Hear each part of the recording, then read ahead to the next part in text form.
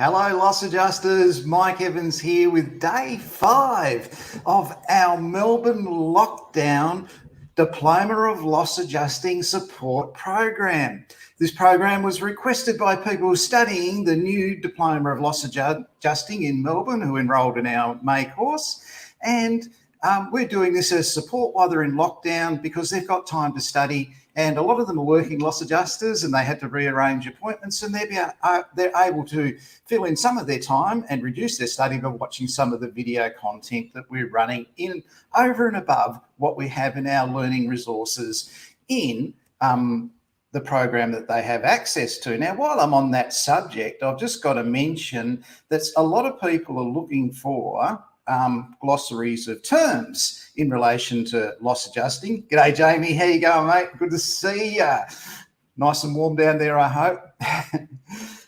So when you're looking at, terms for loss adjusting, there's a whole range of like foreign language in loss adjusting.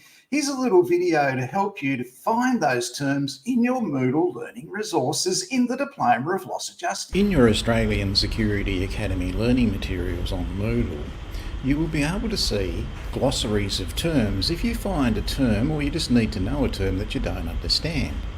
So here, for example, in the unit Analyse Insurance Claims, there it is. If you scroll down to past the unit evaluation section of your learning materials, and you'll see topic 5, index of glossaries. Now, let's say you're looking for a loss adjusting term, for example, estoppel, and you want to know what estoppel means. So you click on your loss adjusting terms and you have an alphabetical order of those terms, and you can look at what the definition of any of those terms are. So estoppel starts with E, so you just go directly over to E, and there's going to be a few terms there. Earned premium, and there's estoppel number 2, and it tells you all about what estoppel is and where it comes from, and gives you examples. So these glossaries are only in your Australian Security Academy Diploma of Loss Adjusting qualification in your Moodle learning materials. Make the most of them. So definitions of all those terms are there, and they're available in your Moodle resources. Make full use of them. You can dazzle everybody at the dinner table with your new vocabulary such as estoppel. Just had a comment that I'm not a loss adjuster, but I love this series. That's okay. This is for investigators as well. Now, how does that cross over? Well, loss adjusters are the biggest engagers of investigators in Australia. What happens, the loss adjuster gets the initial claim and then they need more information. They will engage an investigator to go and get more information. Now, that may involve taking statements or a scene inspection or gathering evidence such as CCTV or something like that. They also engage forensic accountants, they engage engineers, they engage a whole range of people. So look, please, if you have an interest in this, watch it. Take full advantage of the information in it. Now, today, I'm really pleased to say that we are really getting stuck into our loss adjusting program now. We're looking at general insurance. Now, things like, this is your home and contents insurance. So public liability, dog bites, burglaries, break-into steals, the old-fashioned way of stealing a car. Why do people steal cars? Do they steal them just to burn them? If an insured vehicle is found recovered, burnt out, it's immediately investigated. So all this falls into the area of general insurance. And we couldn't get a better person to come into our program and speak to us today in regards to that than our next speaker. Welcome along, Pat. Good afternoon. Pat, I want to look at today in our program for emerging loss adjusters the issues around break-into steals, burglary, home and contents, that sort of thing, and can be different in each state. So would you mind, mate, just running us through a few of those things so they can get a handle on what to expect in the future? No problem at all. Breaking into steal, burglaries, those types of things, they're referred to in different jurisdictions by different things. In Victoria, the legislation is such that A burglary is breaking into the house or entering the house with the intention of committing like an indictable offence or a serious indictable offence. The act of theft is when you take the items from the house. So there's two separate offences in Victoria. In Queensland, you have your burglaries here, and they're categorised in seriousness by the time of the day. So a burglary that's committed in the daytime is seen as less serious than one that's the one that happens at night time. So the nighttime burglary is, 9 o'clock in the morning till 9 o'clock in the evening till 6 in the morning type thing. When you're doing general insurance investigations, you do a lot of contents that are stolen from houses that are broken into. Now, what you've got to do with that is there's obviously three parts to the way that you approach that investigation. You've got three things: the circumstances of what the insured person tells you, how the event occurred or what happened.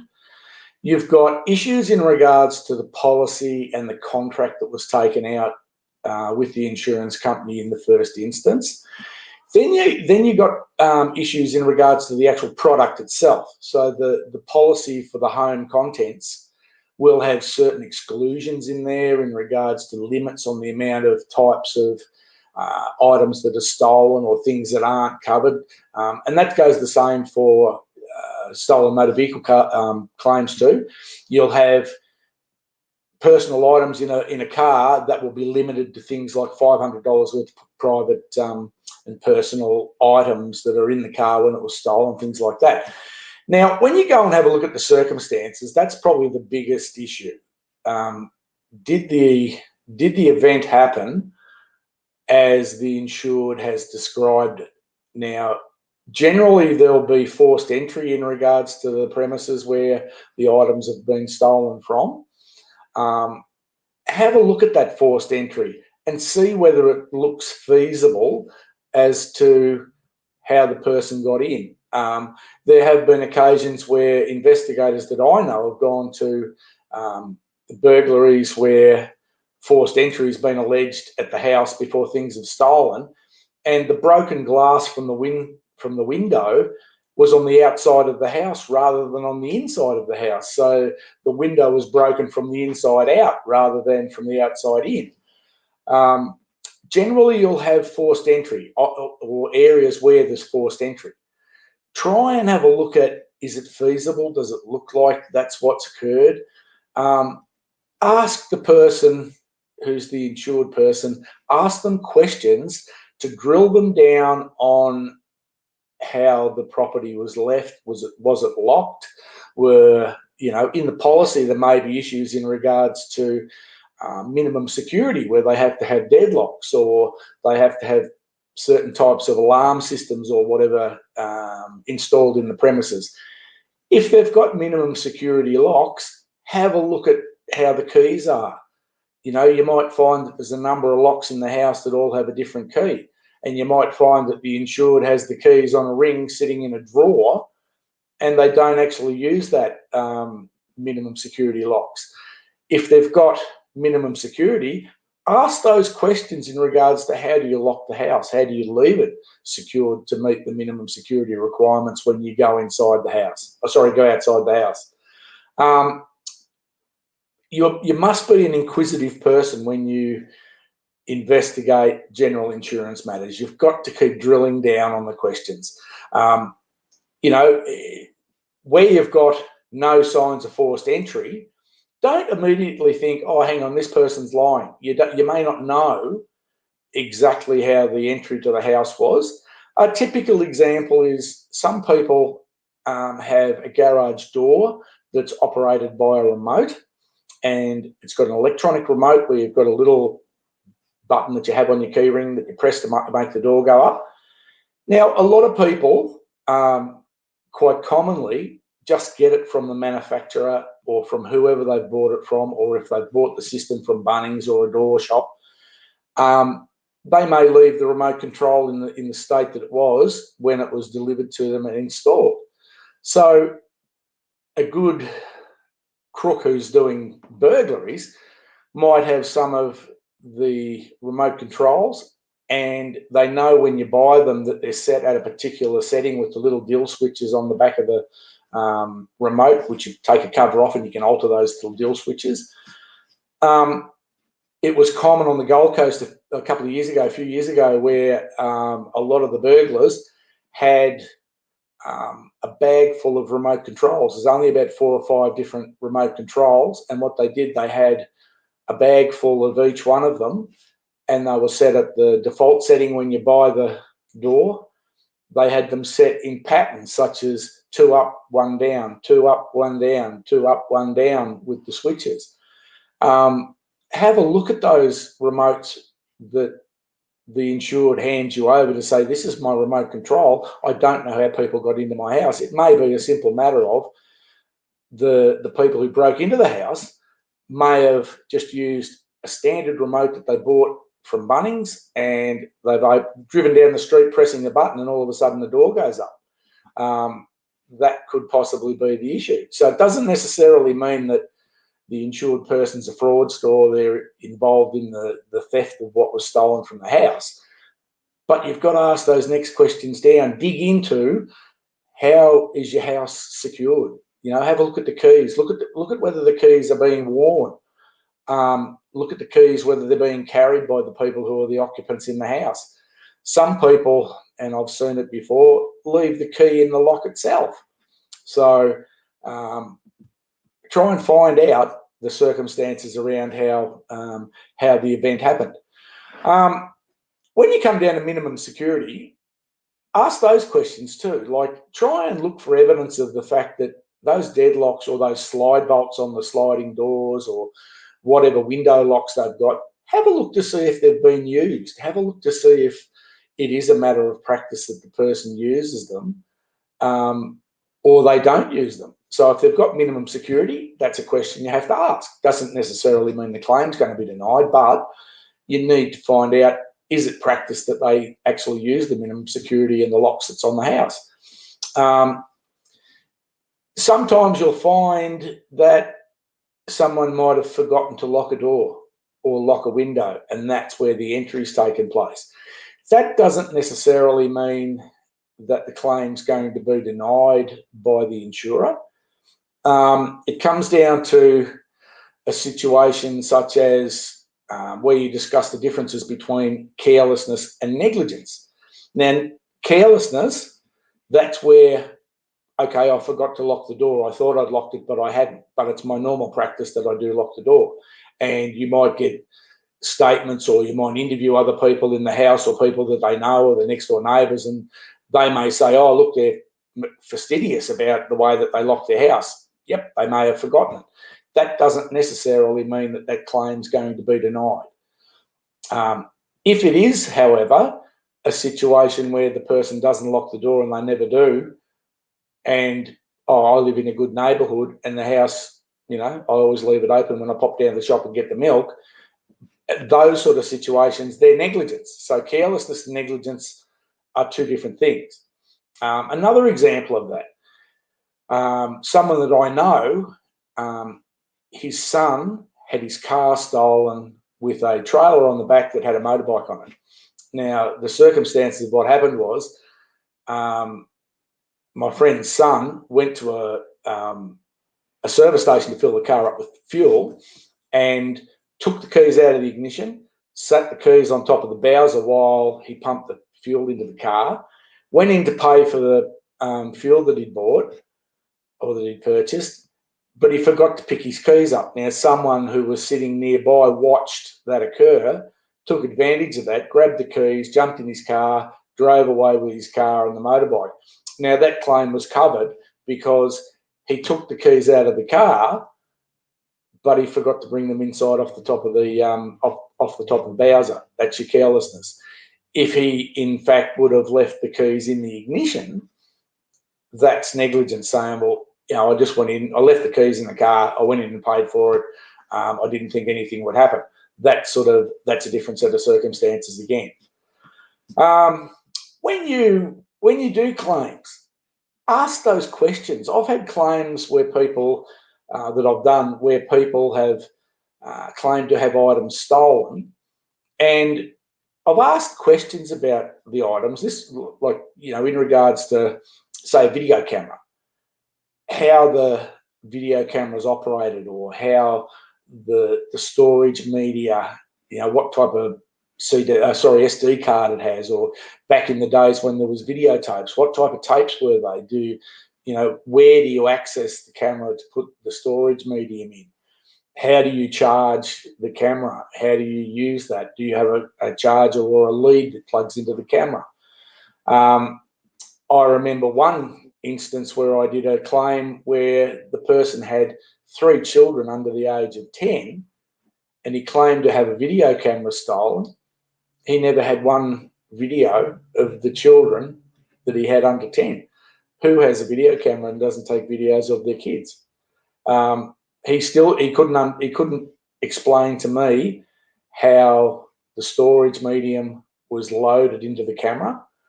He didn't actually know what type of storage media was used in the camera. He did. When I asked the next question, I said, well, have you got the manuals? Have you got the manuals and the leads and things like that? No, they were in the bag that got stolen. So, yeah, they're the things that throw up some red flags when you're looking at them. And when you get a little bit of an inkling that there's a red flag there, keep asking questions till you get to the point where you've really covered that item to satisfy yourself that, hang on, I don't think this person is being entirely truthful about it. Pat, I've seen you do this, and it was a lady with a very expensive ring. The ring, yes. Yeah. This was a very unique piece that was made for her. It's very large. It was $11,000 ring, actually. $11,000. Now, yeah.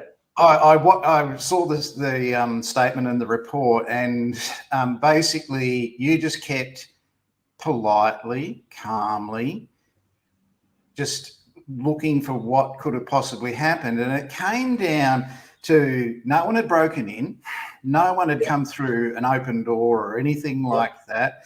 There was CCTV outside and security and all that sort of thing. And it came down to the remote possibility that she suggested that it would have gone up the vacuum cleaner by the cleaning person, and it would have been emptied out. What did you do when you were told that during that interview, please, Pat? Well, the actual version of events was she said she thought she put it on the bedside table. I must have knocked it off the bedside table. My son does the vacuuming in the house, and he must have sucked the ring up into the vacuum cleaner because he did the vacuum cleaning. The question to me was, when the vacuuming was done, where was the contents emptied? Are they in the bin? Are they in the skip bin? Were they put in the garbage chute? I was prepared to go down and have a look through the garbage chute to find his rubbish that was put into the chute down into the skip bin. No, the bin was cleared this morning before you came. So the next question down was, back then I actually had some rings on. I used to wear rings. And I said, give me a look at your vacuum cleaner. I said, I've got a ring that's probably not as big as the ring that you've had stolen, or sorry, that's gone missing. I just want to see how easy it is or how hard it is for the vacuum cleaner to suck that ring up into the vacuum cleaner. To which I got a very blank look. And we ended up going into the laundry, and the vacuum cleaner had dust all over it. It hadn't been operating for probably 3 or 4 weeks, or at least, because it had dust on it. And in the end, the insured person said, how do I stop this from going any further? And then we entered into the situation of withdrawing the claim and things like that. But in all occasions where you're dealing with general insurance matters, keep asking those next level questions down, the ones that are going to tie the person in or not, if they are being untruthful, and they will give you the grounds to be able to give the information to the insurance company where they can actually look at making an informed decision based on the information that you've got. So, yeah. Those questions have to be relevant, Pat. What the person had for breakfast that morning in a general insurance theft claim, whether it was Cocoa Pops or toast, isn't relevant. But the vacuum cleaner actually working? We need to know the cleaner's name, address and contact details, because we'd like to talk to them about and you ask them, when they were last here, when they did it, that sort of thing. So very high value, small stuff like jewellery, it takes, you know, a really good statement to support the person's claim. And we are supporting that person's claim. And if it's true, they will get paid for it. But insurance companies have alerts for this sort of thing. And this is why it will be investigated. The claimant may have made 4 claims in the last year, or 3 claims in the last year. Or if it was a motor vehicle accident, for example, it might be the time of the accident and the time the insurance policy was taken out. And Pat and I will go a little bit more in depth into that next week. But Pat, there's several reasons why people steal cars. Now, they steal cars to get from A to B. They steal cars because they want the parts for that car. Or they might be professional car thieves, and they steal cars to fulfill an order overseas because containers going out of Australia are not checked. So you can send anything out. They are checked coming in. But Pat, why would someone steal a car and burn it? Okay. Where you've got situations where sometimes, let's say, for example, you've got a young person who might be an apprentice butcher or an apprentice earning not a high wage, but a good wage, but not a high wage. And once they get employed as an apprentice, they decide, I'm going to buy myself a nice car. So they go and buy a car on finance, and it might be a flash ute they've got, costs a lot of money. And it might be the situation where the insurance for the car might have been included in the purchase price of the vehicle when they bought it. Then 10 months down the track, they get a notice of renewal for their insurance sent out to them. And because they're under 24, 25, whatever the policy says, if they're under 25, the policy premium might be $3,500 for the actual insurance for that next 12 months. And the person who's the apprentice butcher says, wow, I've been struggling with the repayments anyway. Now I've got $3,500 insurance that I can't pay because I haven't got the money. And they might try to look at cutting their losses by getting the car stolen and claiming an insurance claim to get rid of it so that they can move on. One of the things with cars is, and it's probably been for the last, it'd have to be 20 years now, you cannot steal a car without keys. Even if you get the person's car keys and duplicate them or take them to a locksmith and duplicate the key itself, the key actually has a chip that talks to the car and the computer in the car. So even if you've got a key that actually opens the lock and turns the ignition on and it does all the rest of it, it still won't start the car because the auto lock system on the computer says that key isn't connected to this computer. So no, I'm not letting you do it. So the only way you can get a car stolen these days is by using the key, or if the car's dragged up onto a flatbed truck and towed away and taken away. So generally a car that's stolen, there must be a key involved. A lot of people don't realise that forensic locksmiths now have very good capability in regards to all the keys. They can actually go through a key, a car key, and they can tell you every time that key's been used, what date, time that the car was used, the key was used, and that includes your spare keys. Now, you might have a spare key that sits in the drawer and it's never used, and you might find on the day of the theft that when that key's taken possession of during your insurance claim, it's examined and it might not have been used for 8 months up until the point of the day of the theft or the day of the event, and then all of a sudden it was used once, and then here's the key. So there again is red flags, or is a red flag that you would look at in regards to asking more questions in regards to how often is the key used.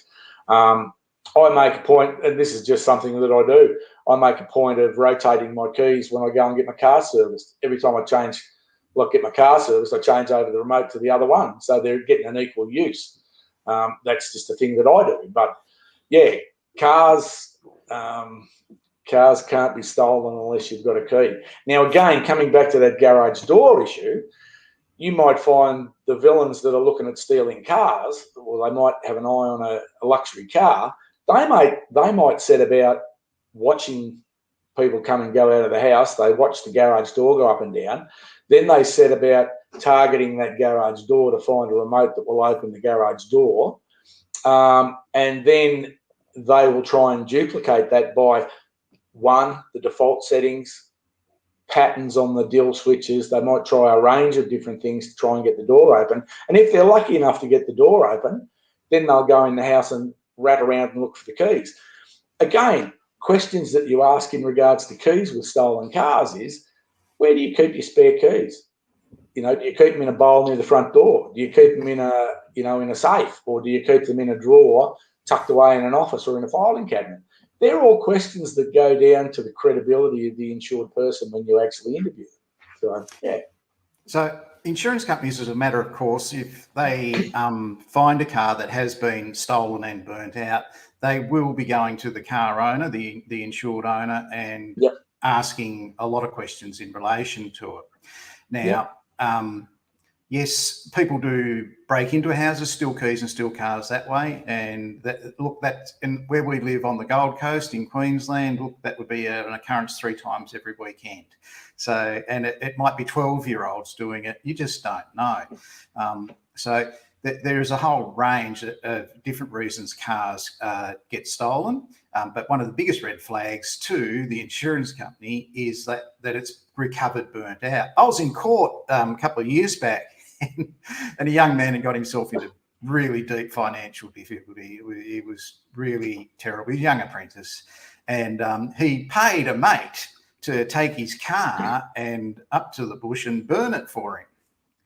That's what he'd done. He paid him $200 to do it, but his mate thought, oh, no, bugger that, I'll sell the car. So he sold the car, told his mate he'd burnt it, and this was in Queensland. And in Victoria, a couple of months later, they did a registration check on a vehicle, found out it was a stolen car in Queensland, and his mate had sold it to someone in Victoria, so it had ended up down there. And I was watching this unfold in court in front of me. Now, we live in very lenient court system in Australia. I've told you previously in the series of what we're looking at now here is the maximum penalty for insurance fraud is life imprisonment. And I just want to make it clear, if you really want to see that in action, go to your local court and just sit there and watch when one of these matters comes up. You'll see matters before it, oh, these guys had a fight, and this guy was urinating in the street, and this lady stole something, and then you got a stolen motor vehicle fraud charge. And this means that the insurance company has provided a brief of evidence to the police. The police have said, okay, we will charge these people with it, or this person with it. And whenever this happens in the court, that person standing in front of the magistrate is legally represented. They have to be, because they're facing maximum penalty, 14 years in prison. So when the magistrate says, how do you plead? They'll say guilty, because there's no argument. The police have the brief of evidence. There's no argument. They are guilty of what they did. They made a stupid mistake. And the magistrate will say, they'll say, stand up for your sentencing. How do you plead guilty? All right, Mr. Jones, for the crime of insurance fraud, I am. And you just watch before you listen to what the magistrate says. When that person stands up next to their solicitor, they are visibly shaking. These are honest people prior to this, right, who struggled financially, made a stupid decision based on what an idiot friend told them, and they are now, in the next 5 seconds, facing 14 years in jail. And their solicitor has told them that. So they stand up next to their solicitor, and you can see them visibly shaking.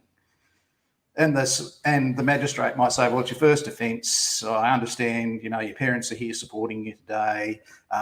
You're working. I won't record a conviction.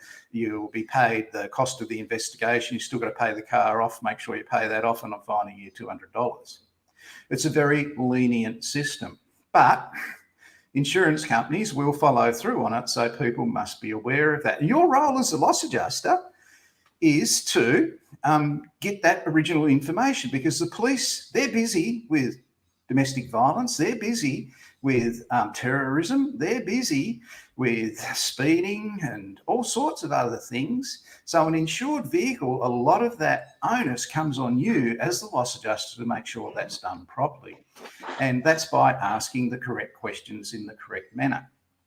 Just another thing too, Mike, while I just thought of it now, when you have items that are stolen and the insured says, I've had these items stolen, you're trying to prove that they did in fact own the item that they've claimed has been stolen.